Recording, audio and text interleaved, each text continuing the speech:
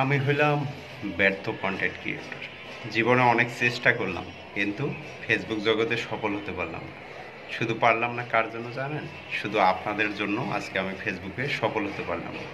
আপনারা যদি আমাকে একটু সাপোর্ট করতেন, যদি আমার ভিডিওগুলো আপনারা অবশ্যই লাইক কমেন্ট একটু শেয়ার করতেন, তাহলে আপনাদের কি এমন ক্ষতি হয়ে যেত? আপনারা আসলে ভালো মানুষকে কখনোই সাপোর্ট করেন না, আপনারা সাপোর্ট করেন ওইসব ভিডিওতে, যেসব ভিডিওতে গান বাজনা ইত্যাদি খারাপ কিছু দেখা যায়। আপনারা তাদেরকেই বেশি বেশি সাপোর্ট করেন। একটা জিনিস মনে রাখবেন, আপনি আজকে একটা খারাপ ভিডিও যদি শেয়ার করেন, একটা খারাপ ভিডিওতে আপনি কমেন্ট করবেন, তার ফলটা তার পাপটা আপনিও পাবেন।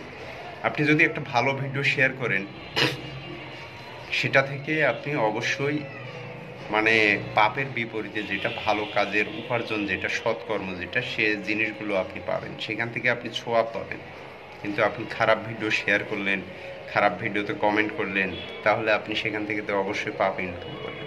সো ভালো মানুষকেই সবাই সাপোর্ট করে না, এটা হলো ভালো মানুষের, এটাই হচ্ছে ব্যর্থতা।